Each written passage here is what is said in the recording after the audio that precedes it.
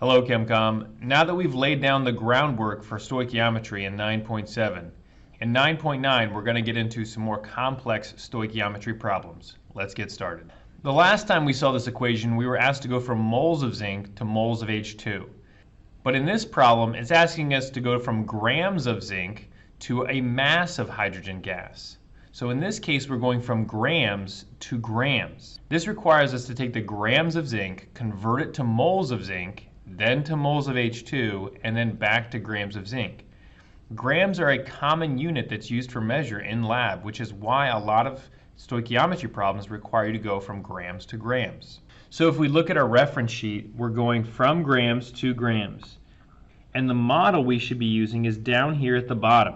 So the first thing we're going to write down is the given, 12.5 grams of zinc. If you look, the first equality we're going to use has the molar mass of the given on the bottom. So this is going to be grams of zinc. And then it's going to be 1 mole of the given on the top, 1 mole of zinc. Because this is a ratio. 1 mole of any substance is equal to the molar mass of that substance. So we're going to look at the periodic table for zinc. And we're going to see that the molar mass is 65.4. And we're going to write that here, where it says to write the molar mass for zinc. The next ratio is the one in the box. It's moles of zinc to moles of the unknown, which is H2.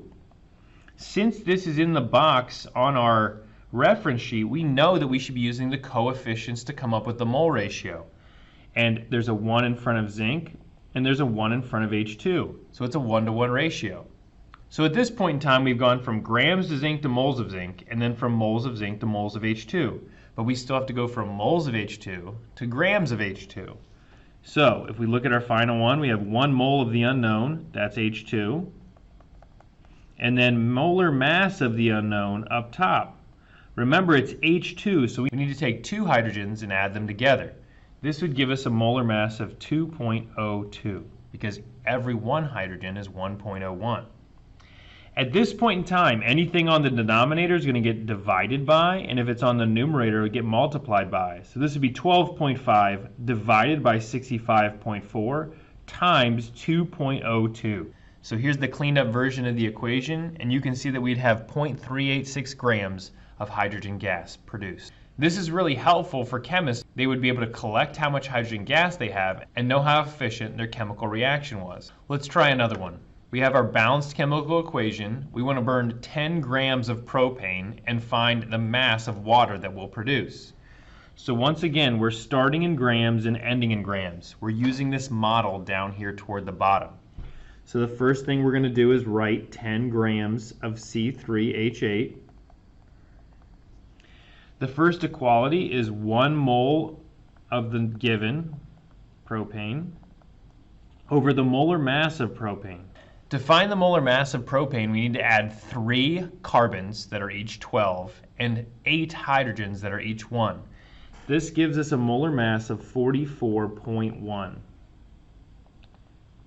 The next equality is moles of C3H8 underneath moles of water.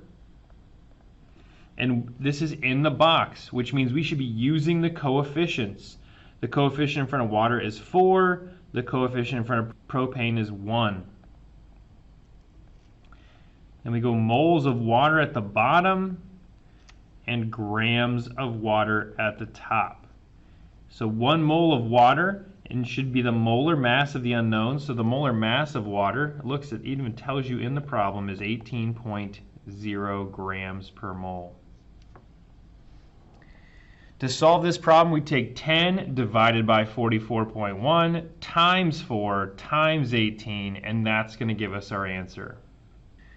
So if we burned 10 grams of propane, we would create 16.3 grams of water.